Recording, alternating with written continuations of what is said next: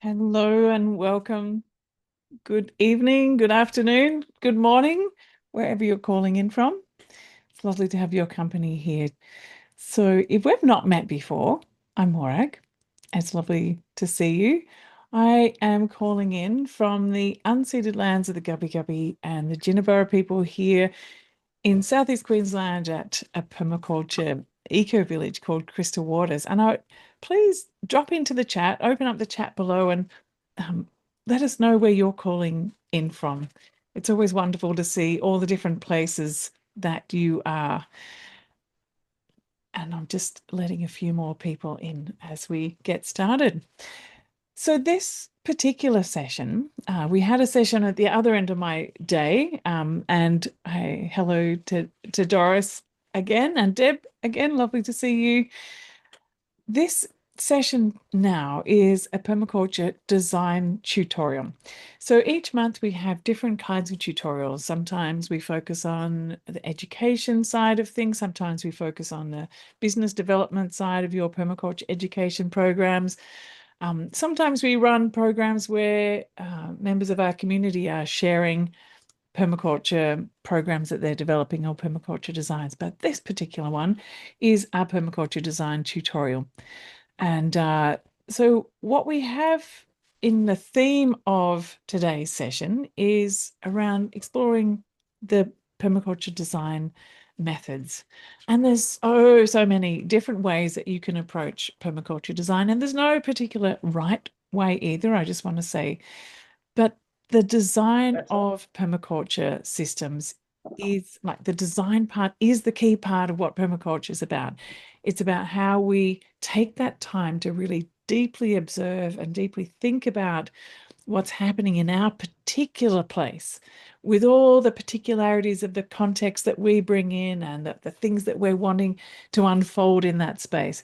And then finding ways to weave those together. And that's the design methodology that permaculture brings and helps us to understand how to be designers of our places, how to design with nature, how to design with our community, how to design regeneratively. So I would love for us to explore so many different themes around that too. Sorry, I'm just letting a few more people in while I'm trying to multitask here, and I hope I'm doing the right thing. Um, so as a starting point, I would love it because there's some people here who I think have never met one another before. It would be wonderful to take a moment just to say good day, where you're calling in from, where you're at with your permaculture design, how are you going with it? You know, some of you might be finished with it, and in that case, perhaps talk about what kind of design methods helped you and what are the kind of design methods that you're finding useful for sharing with others.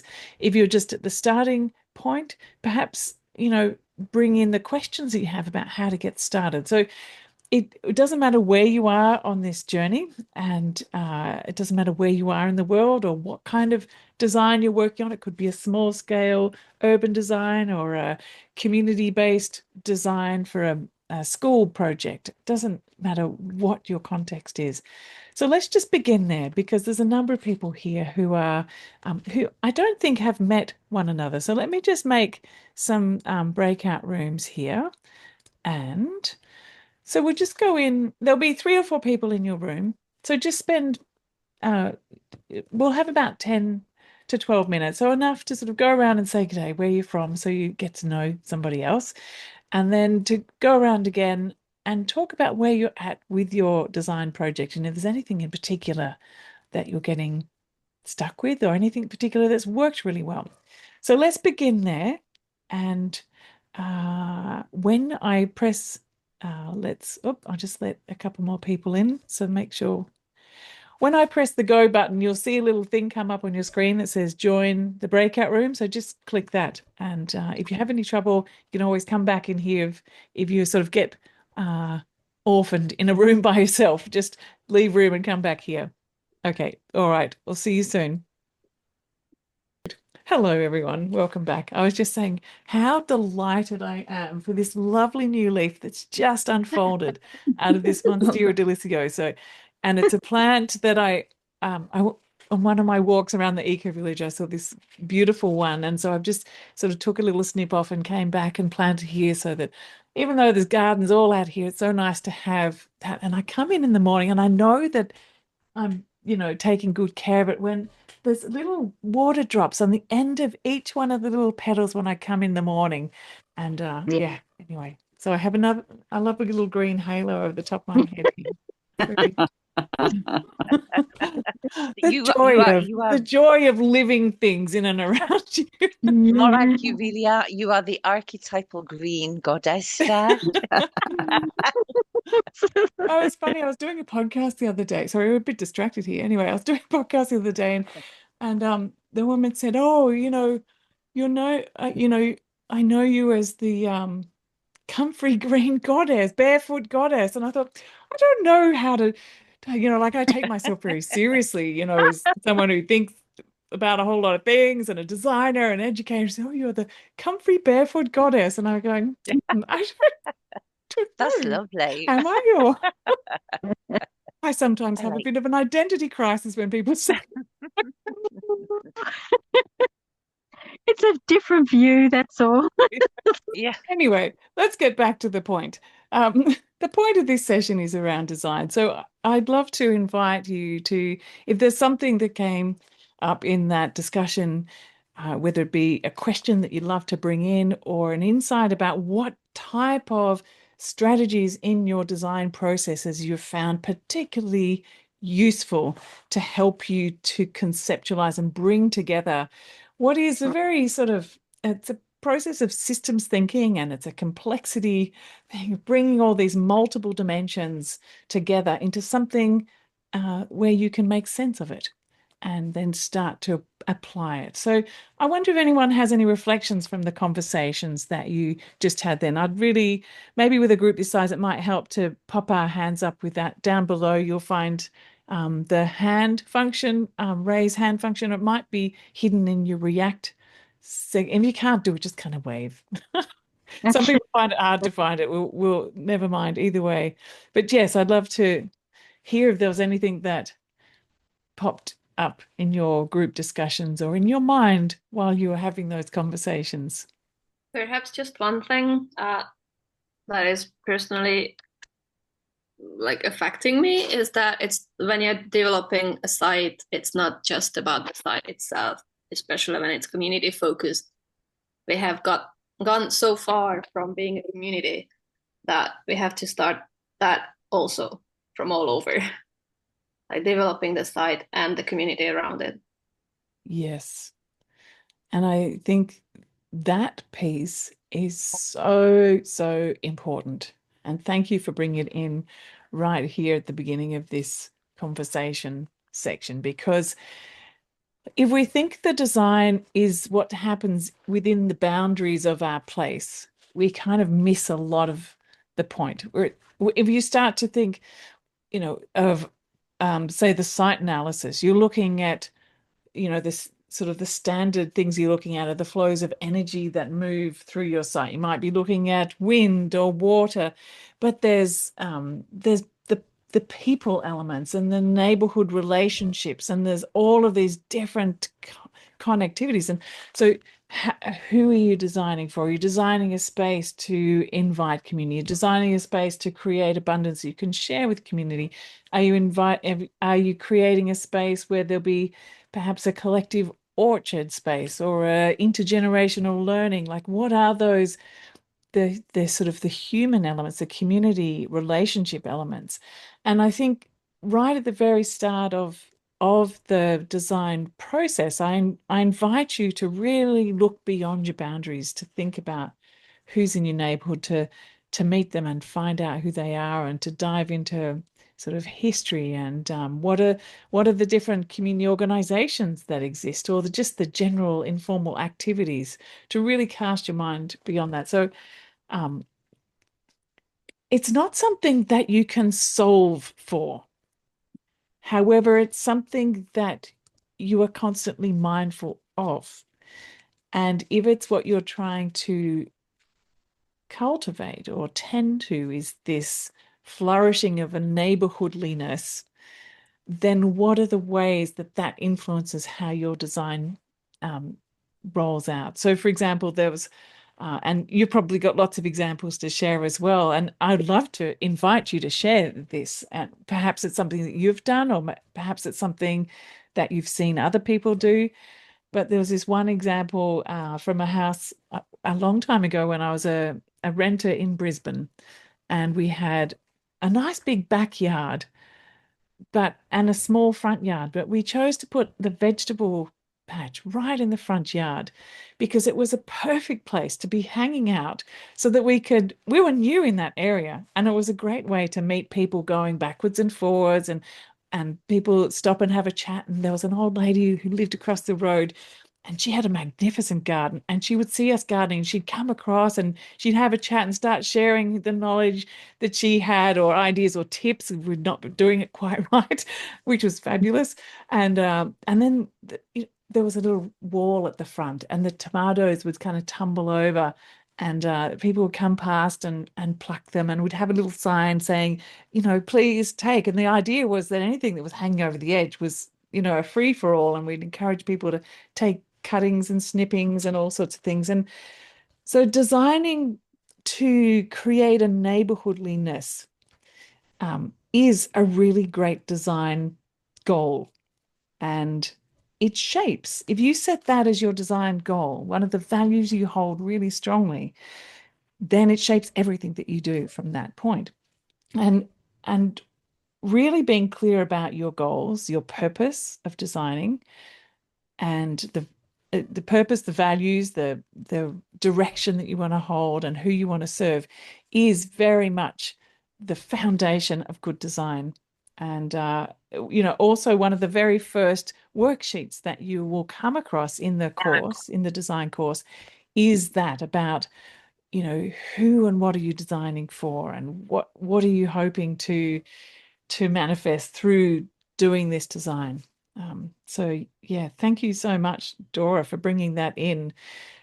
We can often, when we're starting our design process, get caught in thinking about what's happening in our particular place.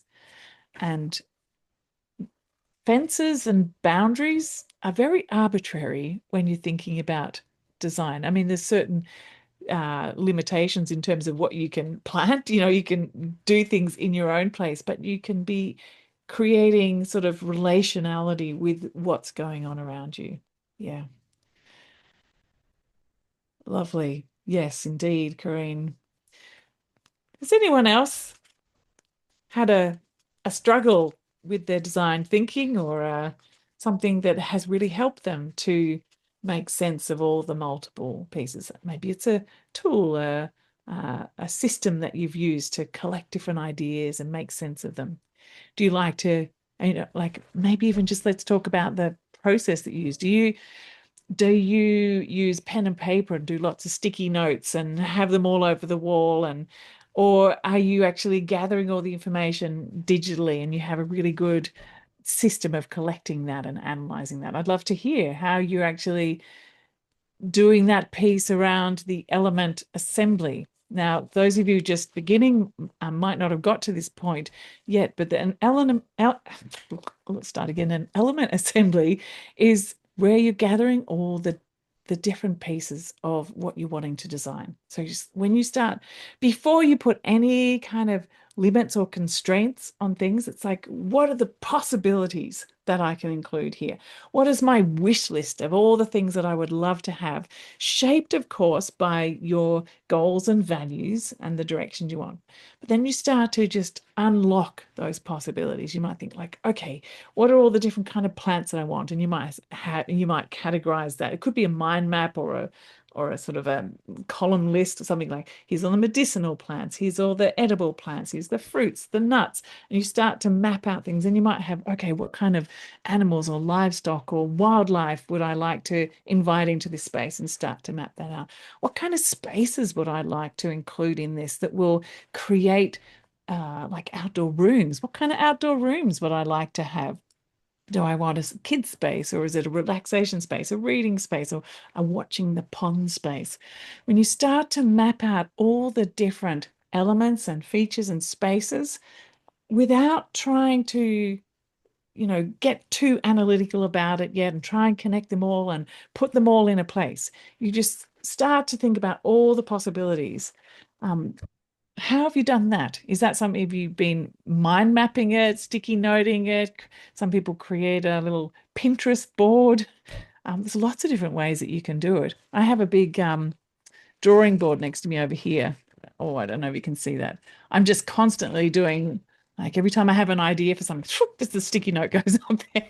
And then I don't lose it because I know myself so well that, I have also lots of little note-taking apps on here. If I stick it in there, it's gone. If I really want to have something, it's got to be up on the board.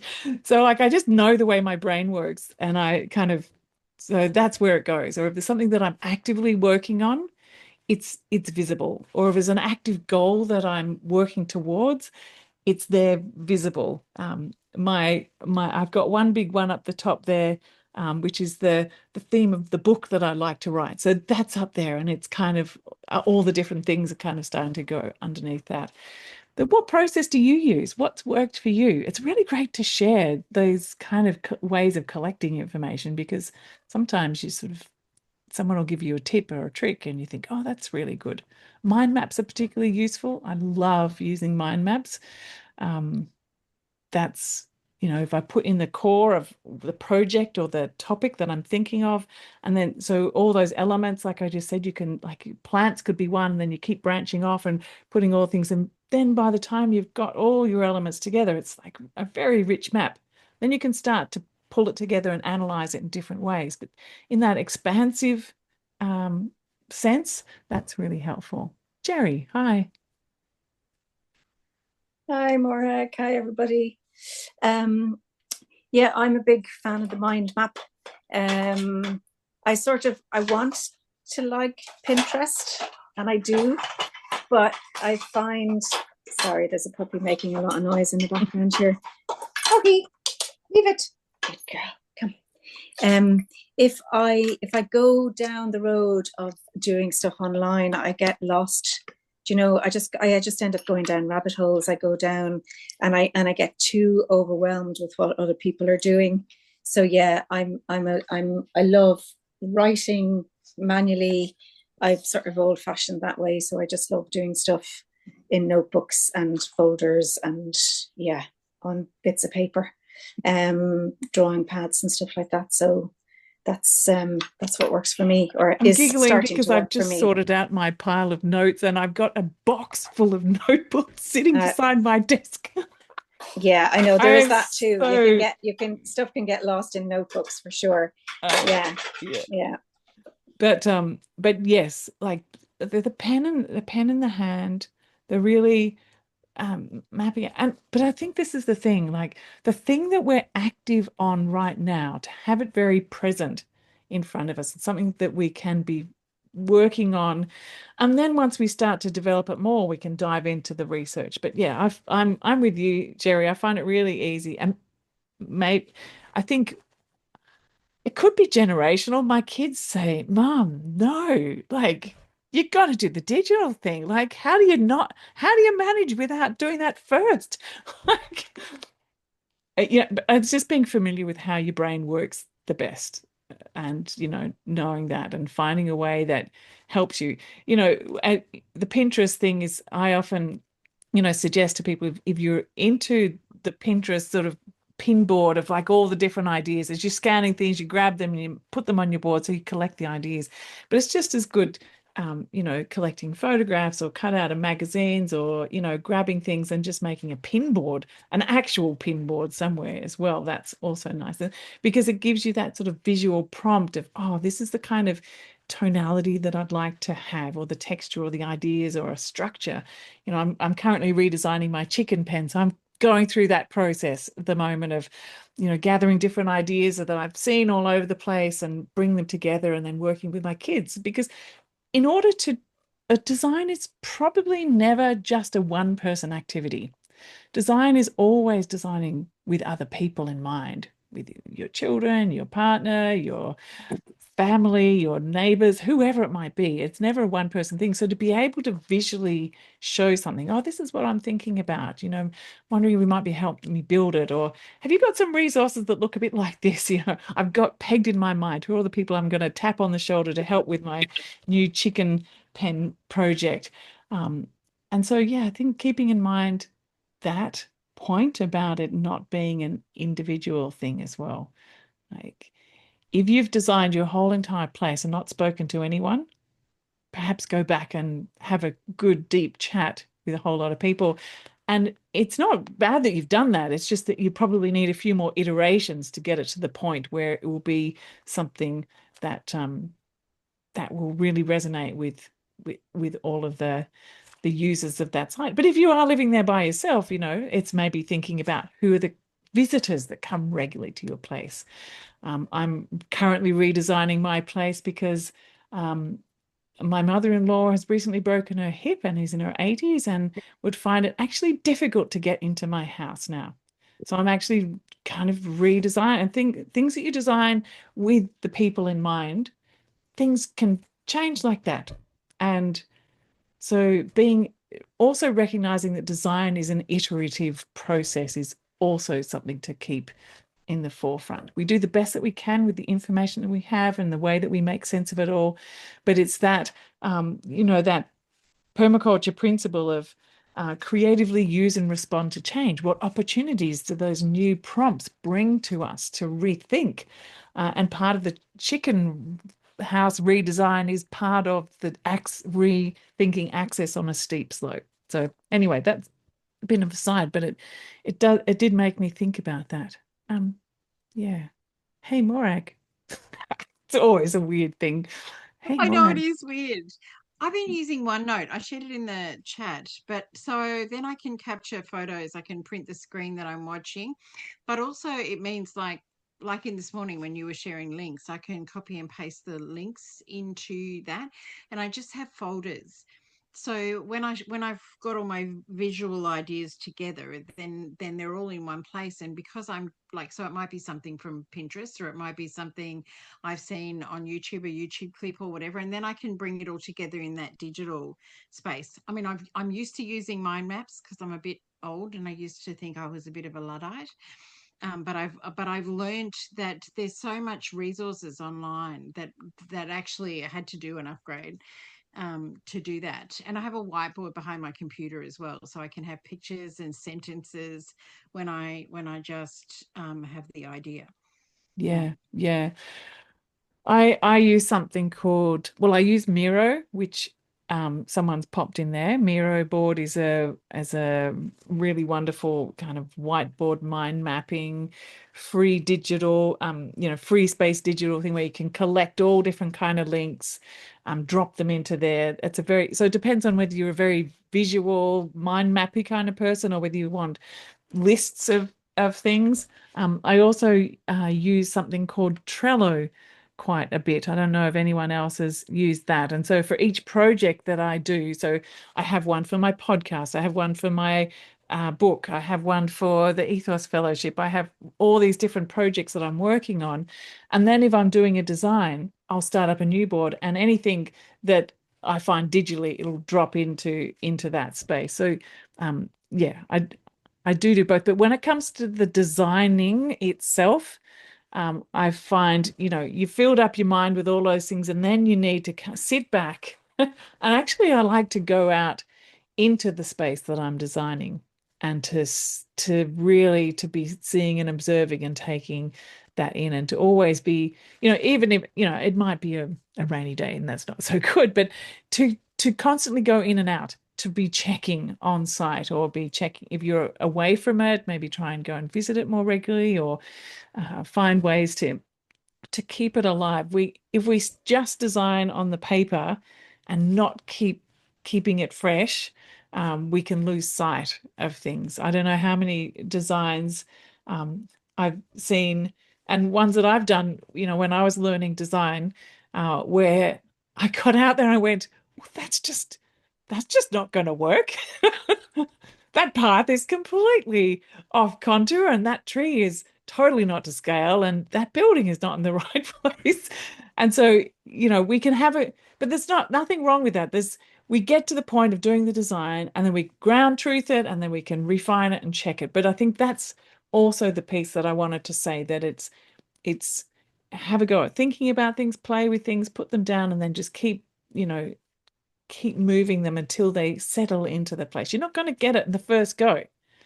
And maybe not even the second or the third go. It may not be something that you feel really happy with until you've moved things around, played with it, walked away from it for a while, come back to it, had a chat with someone else, gone and visited another site somewhere and seen how they do things, and then come back and have a look at it again. And the more that we can fill our minds with the possibilities of what we could do, the more richness we have to draw on to imagine what's possible in our place.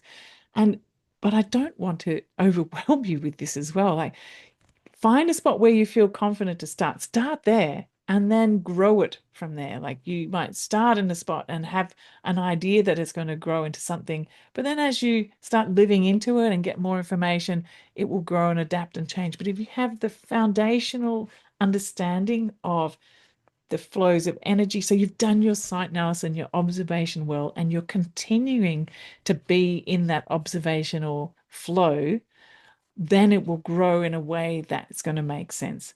The observation site analysis is not a piece that you do before you do your design and then you forget about that. Like, if you do your observation well, it will help you to make sense of what's going on. What are the needs? What is the site? What is the soil? What are the winds? What's going on with the water? And before you've even finished doing the site analysis, a lot of the ideas will be bubbling away already, because you're seeing a problem and you're starting to imagine a solution that can come up with that. So keep track of those. Don't get sidetracked by them too much yet. But once you get to that point of really deeply understanding the place, then you can, your solutions will come forward, but always stay in that sort of questioning. Oh, I wonder what's going on here. Oh, that's interesting. That's changed in this season. That's not when I interacted with this. So the observe and interact principle. So when you observe and then you do something, and then you observe what that change has happened because of that interaction. And then you just it's kind of like a cycle in and of itself, which is just something to keep in mind too, that it's not a linear process of design, and the site analysis always comes first, and the observation comes first, but it's something to continue and always wrap around everything that you're doing. And then to know, it's like, as you start to evolve your soil, because you're doing these beautiful designs with rehydrating your landscape and bring the fertility back and bringing more shade in, you'll notice that the soil begins to change its texture, its structure, its fertility. And so then the site analysis information that you had in the beginning will be different. So it's actually good to maybe come around and say, after a year, this is what's happened, and to update the information that you've collected and notice then ask the question, well, what is it that made that really work? What was the changes that I did that made that change? And note too where things have maybe not improved and why that might be. And so just stay in that conversation with yourself and with the site. Hey, Dora. Yeah, I have a question related to exactly this issue, because while I'm kind of familiar with the site that I'm trying to design for, I haven't actually looked at it with the eyes of wanting to design. So is that okay in terms of the course, that my design is actually based more on assumptions than, like, for example, like I haven't had a full season, like a year, to observe what has been happening. So while I'm able to kind of guess and read after of like what kind of plants they are growing, etc., but it's not necessarily based on my, actual observation. So does that have any? That's a really good question. There is a lot of information that we can get by observing the site as it is now, by maybe talking to people around, by doing, a digital analysis of the site, looking what information we can find online about the place, looking into the history of the place. And with the information that we have at our at our disposal right now, we can begin with the knowledge that, perhaps we might notice something change over time and we might want to update it. But, we can find the information about sun paths. So we don't have to wait until it gets to the winter time to actually see where the sun comes. We can use our sun arcs to map that. We don't have to wait until the next season to know how much rain comes, because we can find that data online. There will be nuanced information that you will get over time, but find as much as you can that gives you sort of a holistic understanding of the site over the seasons. And maybe ask some neighbors too about, what are some of the more extreme weather events that you've had, or where do the really storm winds come from? Or you might even be able to pick up the noticings of when you look at trees and how they might be formed, or where the moss is growing on things, or in a fire area you can see if there's like trees that have been burnt, or you might see, fractured branches. Like the trees themselves will tell you a lot about what's going on, and the soil will tell you a lot about what's happening, and blend that with the data. And I would say constantly keep in the mind of thinking of reviewing things, but don't get caught up with thinking, oh, I can't start because I haven't been there for a year yet. I mean, I think that's definitely go ahead, Dora. I mean, just be an observer and be a,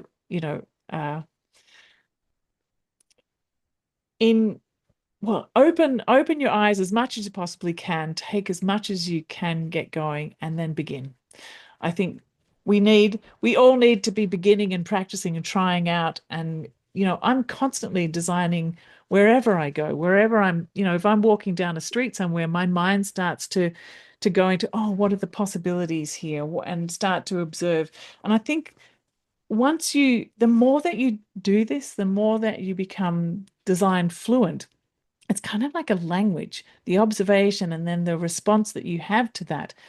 But if you're going to do something, like super hard infrastructure, you want to just make sure that you've got all your details right before you do that. A lot of permaculture gardens sort of more, soft infrastructure that can adapt and change over time, and will just naturally grow that way.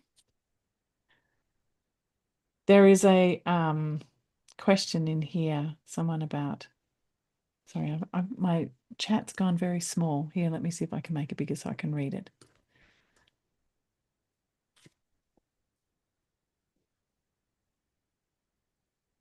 Lots of notes, post-its. Yeah. Okay. Joe, hello. Oh, hi, Morag. Um, I I collated my stuff into one of the kids' scrapbooks because I found it really exciting just to draw what was in my head at the time. And then they formed into rooms, like the spaces in the yard. But what I was doing with after the site analysis, I did the contour pathways first. And I found that very beneficial because then I could plan around the pathways. It was like the pathways were the structure. Yeah. And pathways being on contour meant I was observing where the water was flowing, when it rained. Was it being captured or was it just going to run straight off? Things like that. I think they were the structure of the design then. I thought I'd just throw my 5 cent piece in. Thank you. And I'm so glad that you did, Joe, because what I find, one of the things that I advise in the course when you're starting to design is to really look at the flow. And that's just what you've talked about. Like, how do I flow through this space? How do I want to move to the different areas of this space? What is the natural movement? Often we will install things and then we have to kind of go around them and install pathways to get to them. Whereas if we work out, okay, this is the most natural flow of movement that interacts with the slope and with the location of different elements. And then think of the nodes. Like this, I think, is really important. Like, what are the nodes of your space? Like, if there's a beautiful big shade tree down the back, for example, that's going to be an important node for you. It'll be an outdoor room of some sort. There may not be nodes that you know yet. They'll come evident in your design, but think to where you can see particular clear nodes and then make those flows through them and where you feel like the heart of your design is going to be. And then from that, you start to radiate out. And I love the idea of thinking about rooms. And this is a little bit about the, excuse me, the bubble diagram idea that I talk about in the design process too. Like really just before you get into the detail, like this is another principle of permaculture design. It's the one of designing from pattern to detail. So it's principle number 7. So really looking at the pattern of the flow of how you move through the site, how the water is moving through the site, and then gradually work down into the detail of each particular area. But if you can go, okay, so in this particular area, this is going to be my main outdoor living room. And then in this particular area, this is going to be my little outdoor workshop. And in this area is going to be my outdoor propagation area. And I want to really bring forward this idea that you can center yourself in those places. What often I see is that we center like, okay, this is a kitchen garden, this is a food forest, this is the chicken area. But how do you interact with that? This is the design piece of how it actually starts to make sense and flow and move so that you become able to move from one place to the next, to be able to interact with them and to create beautiful places that invite you out into there. So how can you design an outdoor living room that is surrounded by your kitchen garden, or an animal place that brings you out there so you're sitting out there and interacting with the animals, and like how do you bring yourself into those spaces? So I love the idea of thinking about it as rooms. And if we think too about zones, the permaculture zone, so zone, and they're very conceptual. They're just really to help us to think about how to bring the things as close as possible that we're using every day or that need our help. So the little kitchen garden, herb garden, and salad garden, they need to be kind of like the closest, because the things we want to harvest from every day, they're the things that need us to really be looking out to see if they need any help or water. And then if you get further out, you've, got orchard or food forest and then a harvest forest, depending on the scale of your site. This may be something that's somewhere else off-site, but depending on what. And then the zone 5 is the what's called like the wild zone or the wilderness zone. But I would encourage everyone to overlay that across your entire site.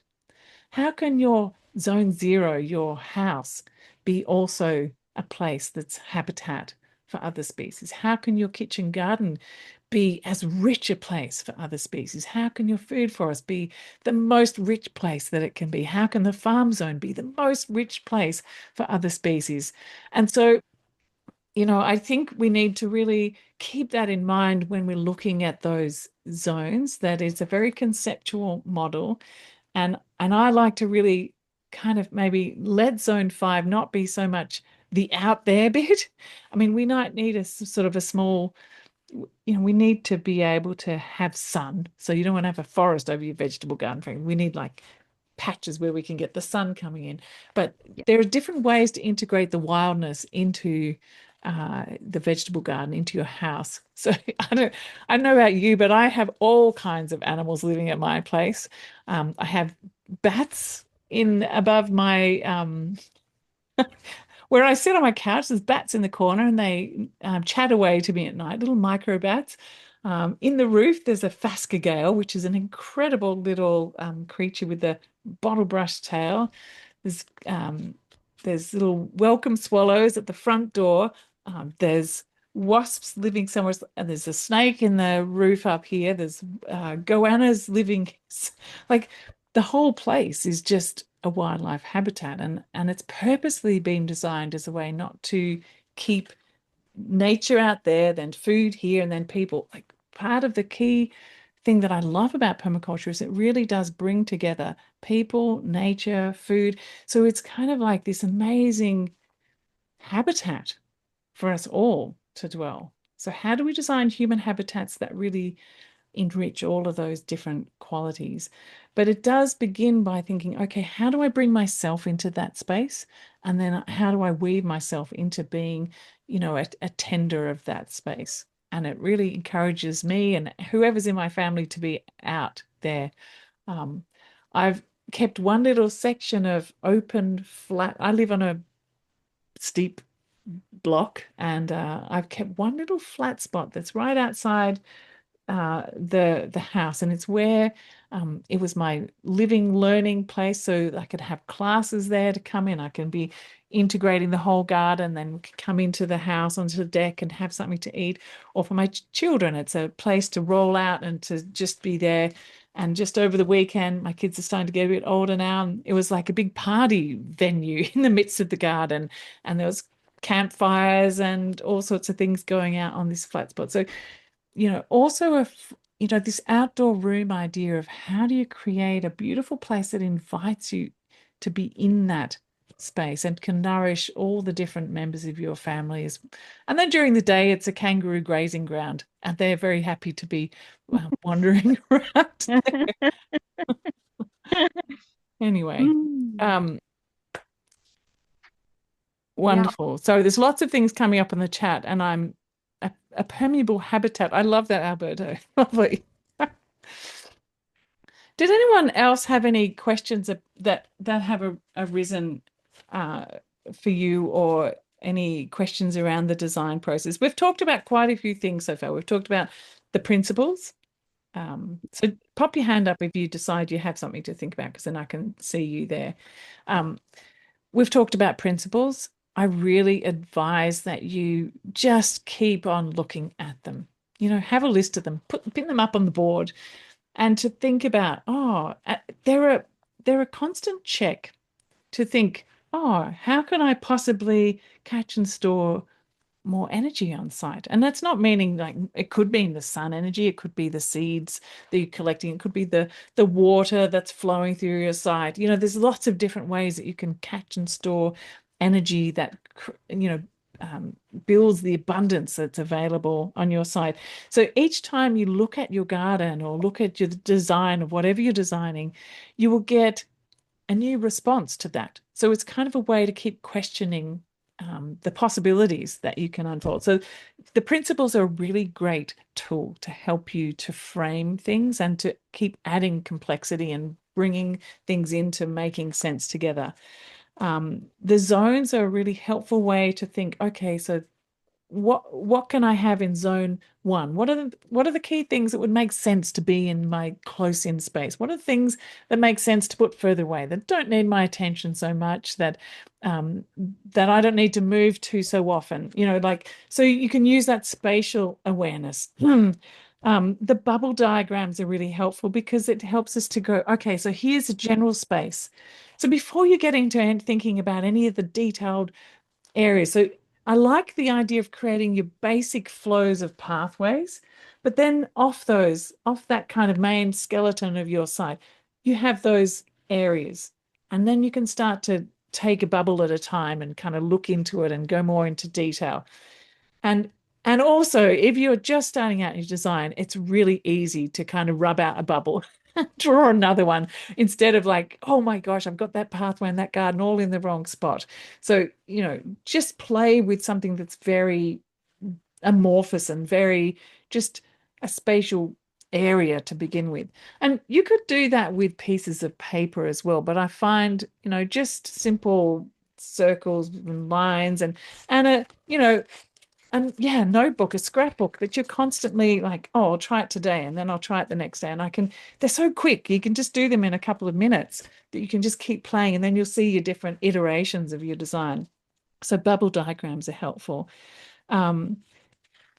Also, I would really like to say that trust your intuition.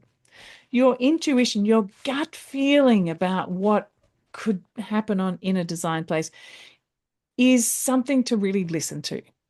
Because if something is feeling right, or feeling out of place, you're knowing it for a reason that perhaps you can't articulate yet, but I would really like to encourage you to pay attention to that. I would also love to encourage you to immerse yourself while you're in the design process in as many different designs that other people are doing. Maybe go and visit places, check out YouTube's, look in books, really just immerse yourself, because we only know what we know. If we open up our cupboard door of design ideas and there's just a couple of things on the shelf, that's the ingredients that we've got. But if we fill our cupboard with a whole lot of different wonderful bits and pieces, we don't have to use them all. But we might think, oh, yes, that's just the ingredient I need. I had not thought about that one before. But if it's not in the cupboard, it's not in your perception, it doesn't sort of filter into your imagination. So keep filling your keep stretching your imagination muscle as much as possible. Another thing that I'd like to encourage you to do if you get stuck, or even if you just want to muck around and play a bit, is to do the random assembly activity. And I don't know if anyone's ever tried that. Has anyone given that a go? It's in the course, and you may not have seen it or may not have come across that bit yet, but it's where you've got all your different elements, or some of the key elements, and you have connector words in the middle. So you might go, and it's fun to do with a few other people, or just to, muck around yourself. So, for example, you might have, bees, chickens, worms, herb garden, veggie garden, shed, fence, some key elements that you're going to include. And then the connector words in the middle. So in, on, over, under, beside, around. And then a random assembly means you randomly connect from one element through a connector word to another one. Don't try and make them work. That defeats the purpose. And you'll come up with some things, connections that make sense. So just ignore them. Pick the ones that make the least sense at all. So, for example, you might say, I don't know, like worms over food forest, you might get. So then you go, well, that makes no sense at all. But then you take that and you sit with it and you think, what could possibly worms over food forest? How could that possibly make sense? And what new connections might I be able to make by thinking about things differently? So it's really just stretching our imagination muscle again to burst out of what we know into something that discombobulates us. We get stuck on things we already know and just repeat that. But we can sometimes tap into our creativeness when we disrupt those things. So I really love the random assembly activity. It's such a fun thing to do. And you might come up with something interesting that you use. You may not, but it may just help to open that. And then, of course, there's always the thing about once you've got your elements, again, is to think about, okay, so here are the key things that I'm doing. What are the needs of those? What are the products of those? What are the characteristics? You've probably all seen the example of, the chicken, for example. So what are the needs of a chicken or a duck or a goat or whatever species that you're introducing into your system? What does it need? And then what are its products or its outputs? And what are its characteristics? So then you sort of sit with that for a while and think, okay, well, the duck needs water, the duck needs these types of foods, the duck needs shelter. How might I be able to meet those needs from within the system? So I'm not having to bring in a whole lot of different things from outside. And then it has these products.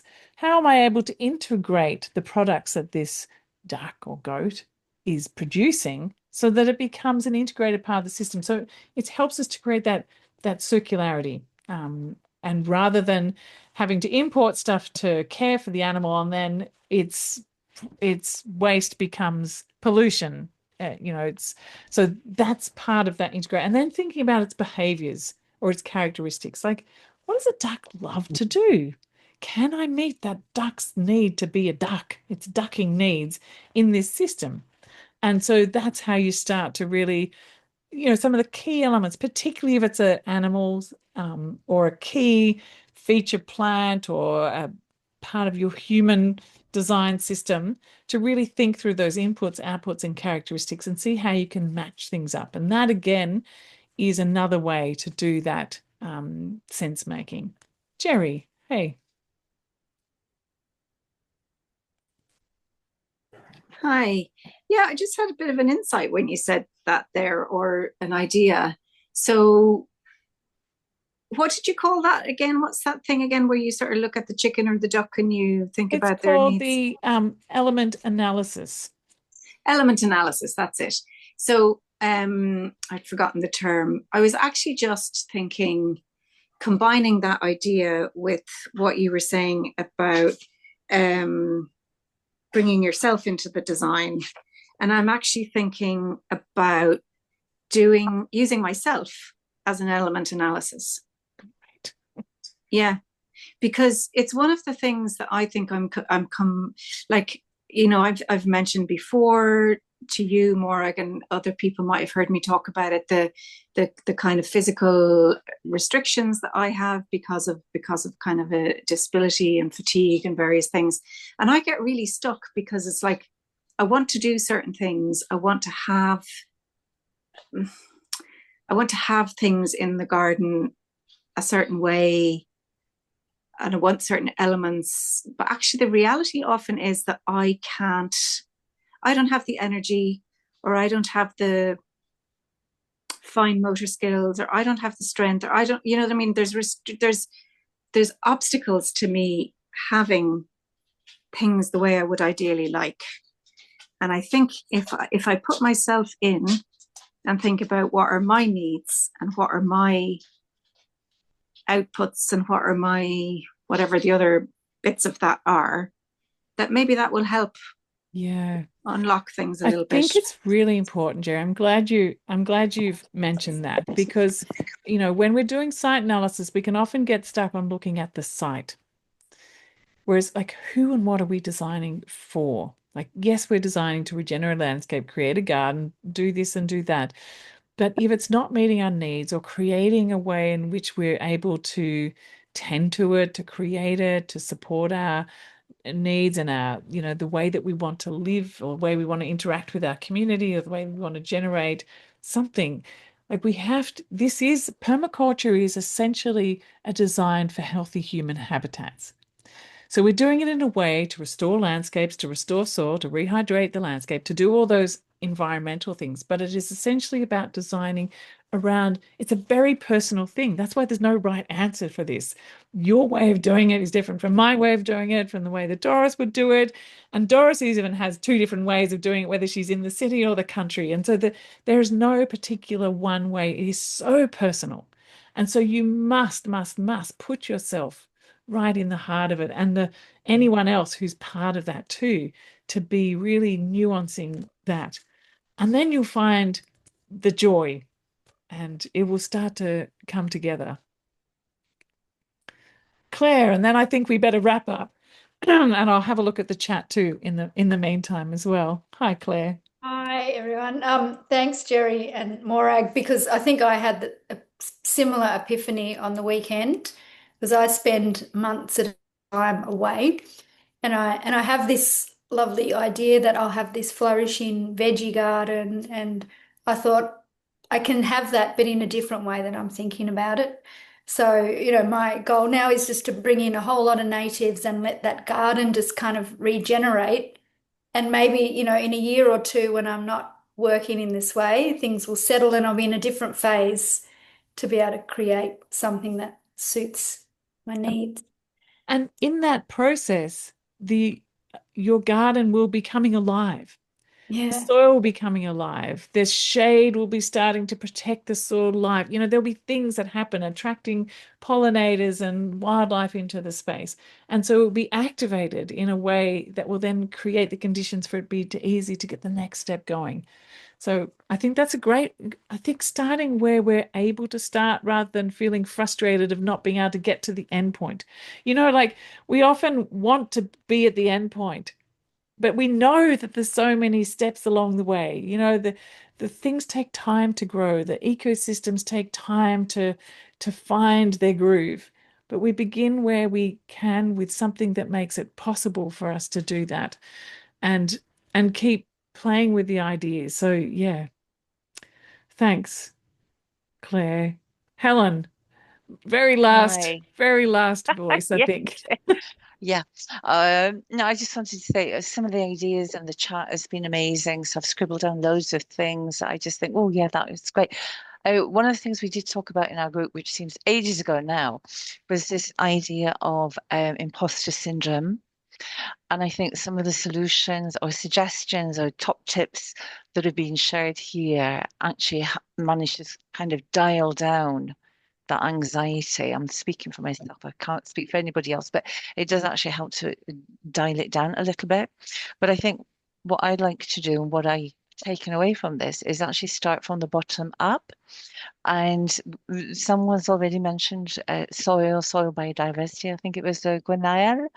Um, but I think what I'd like to do is build on my relationship with the local farmers and meadow advisors and actually start with something that's already there, which is using that wonderful heritage knowledge of old meadows, heritage meadows, and actually say, well, yeah, use this space. Can we use this space and actually start to grow this carpet of native species?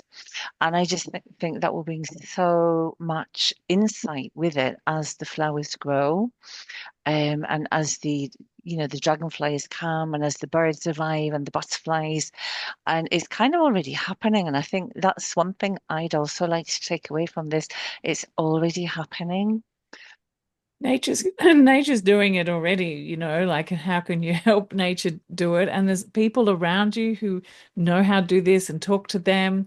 And Yeah. yes, tap into that knowledge. I love the concept of meadowing. Like, I think as a verb, we can all be meadowing, like, Yes. how can we wild those simplest spaces and add diversity there? Because that in itself is natural succession taking place. And once you start to support the meadowing of monocrop places, whether that be grasses or whatever, all sorts of things happen. I was so excited when I when I went down to the bottom. I have a meadowy place that I call it the kangaroo meadow, because I could plant a whole lot of extra food forest in that, but there's something absolutely amazing about the kangaroos coming right up and in close, and we're sort of like, we all live here in this place, and I don't want to fill in every gap. I mean, this is the thing too. Do you need to fill in every piece of your property?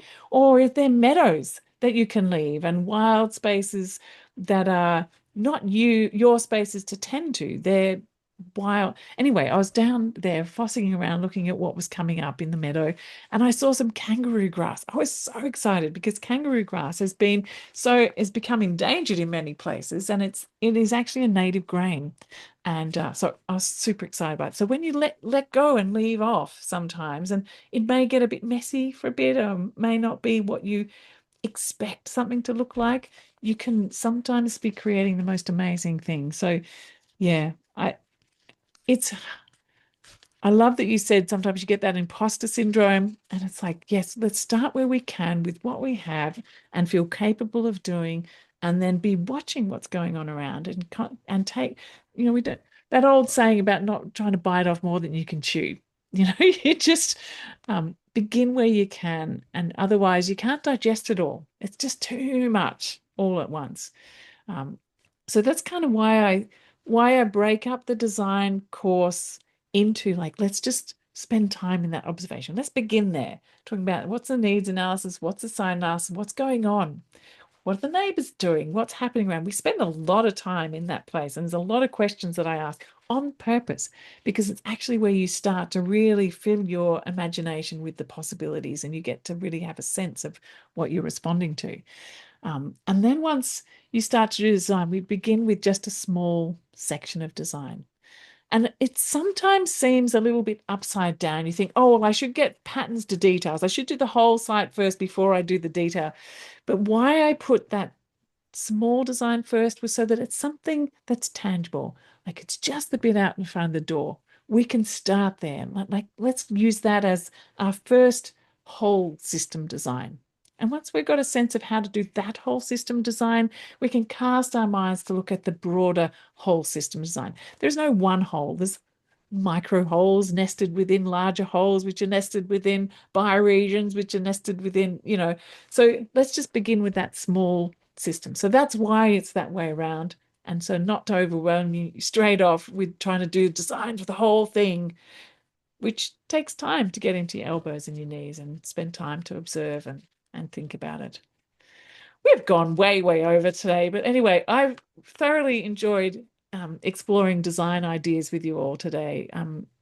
Design is something that I really enjoy, and I really would love for you to find a way into enjoying it too. If you are getting stuck on things, feel free to reach out and ask questions and to come to these design tutorials or come to the design sharing sessions where you kind of see how other people are tackling it and get an insight into, oh, I hadn't thought about doing it that way. And just be open to pouring as much into our imagination as we possibly can so that we've got things to work with, filling up our cupboard of ideas. Anyway, lovely to see you all. Please, when you get a chance to, I encourage everyone who comes to these sessions to drop into Hive and say, had a good session, learnt this, and come along to the next one, because it's always a good way to let people know what's going on in these sessions and invite more people into the discussion. And always use Hive too if you want to get in touch with others here to get input or to reach out to me as well. Until next time, have a wonderful day, evening, morning, afternoon, wherever you are, and see you all soon.